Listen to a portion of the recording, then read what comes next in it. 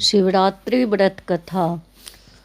पौराणिक कथा के अनुसार पूर्व काल में चित्रभानु नाम का एक शिकारी था।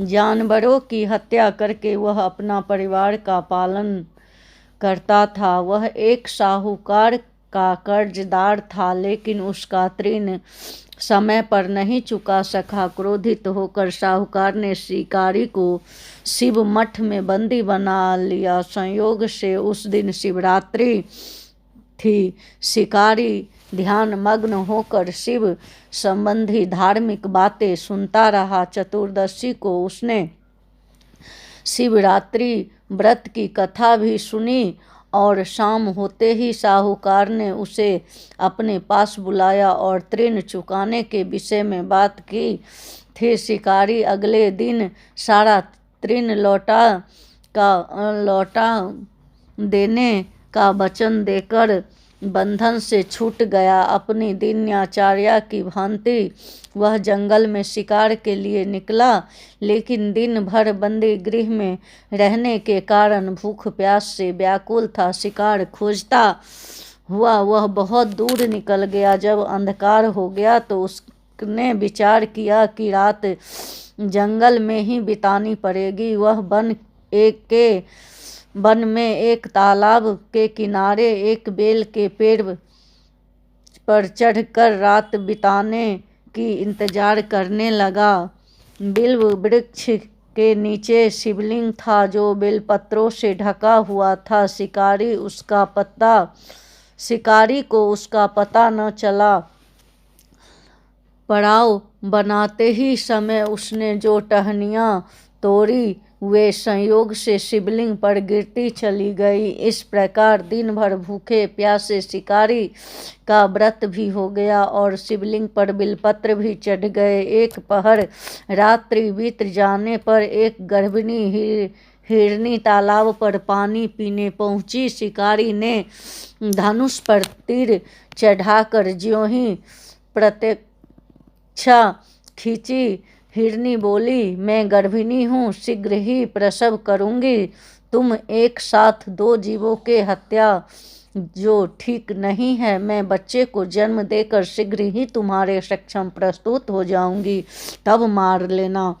शिकारी ने प्रतीक्षा ढीली कर दी और हिरनी जंगली झाड़ियों में लुप्त हो गई। प्रतीक्षा चढ़ाने तथा ढीली करने के वक्त कुछ बिलपत्र अनायास ही टूटकर शिवलिंग पर गिर गए। इस प्रकार उससे अनजाने में प्रथम प्रहर का पूजन भी संपन्न हो गया। कुछ देर बाद एक और हिरनी उधर से निकली।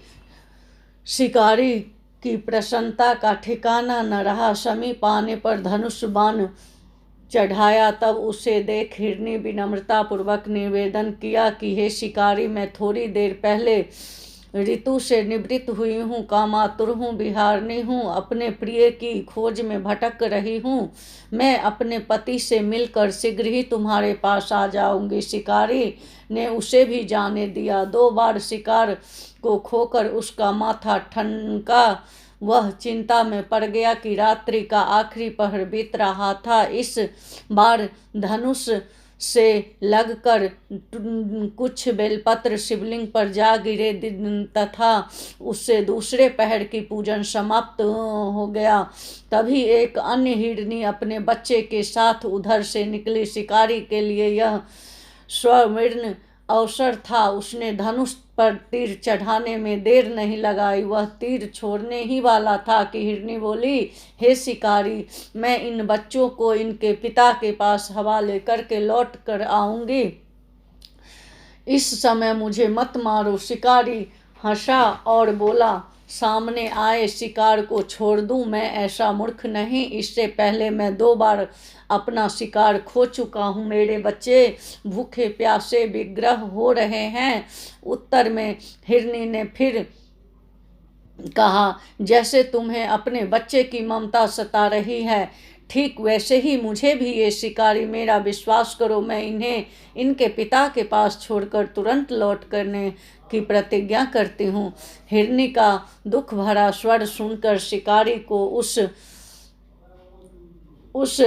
पर दया आ गई। उसने उस मृगी को भी जाने दिया। शिकार के अभाव में तथा भूख प्यास से व्याकुल शिकारी अनजाने में ही बेलपत्र वृक्ष पर बैठा बेलपत्र तोड़ तोड़ कर नीचे फेंकता जा रहा था।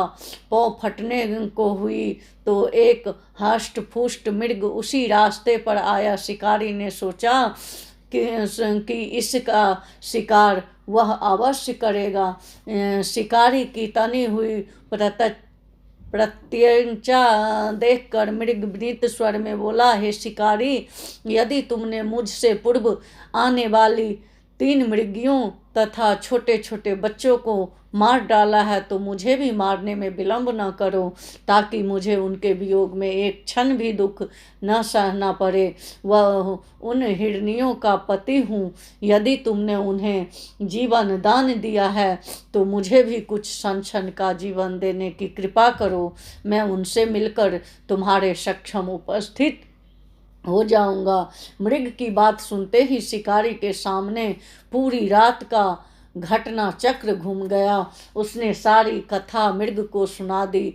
तब मृग ने कहा, मेरी 3 पत्नियां जिस प्रकार प्रतिज्ञाबद्ध होकर अतः जैसे तुमने उन्हें विश्वास पात्र मानकर छोड़ा है वैसे ही मुझे भी जान दो। मैं उन सबके साथ तुम्हारे सामने शीघ्र ही उपस्थित होता हूँ। शिकारी ने उसे जाने दिया। इस प्रकार सुबह हो आई। उपासना, रात्रि जागरण, शिवलिंग पर बेलपत्र चढ़ाने से अनजाने में ही शिवरात्रि का पूजा पूर्ण हो गई और अनजाने में ही पूजन का परिणाम उसे तत्काल मिला। शिकारी का यह शक हृदय निर्मल हो गया।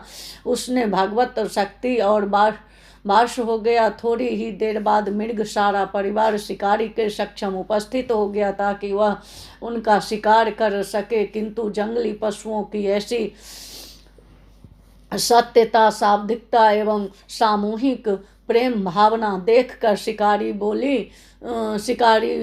को बड़ी ग्लानि हुई। उसने मृग परिवार को जीवन दान दे दिया। अनजाने में शिवरात्रि के व्रत का पालन करने पर शिकारी को मोक्ष की प्राप्ति हुई। जब मृत्यु काल में यमदूत उसके जीवन को ले जाने आए तो शिवगणों ने उन्हें वापस भेज दिया तथा शिकारी को शिवलोक के शिव जी की कृपा से अपने इस जन्म में राजा चित्रभानु अपने पिछले जन्म को याद रख पाया तथा महाशिवरात्रि के महत्व को जानकर उसका अगले जन्म भी पालन कर पाए। बोलो शंकर भगवान की जय।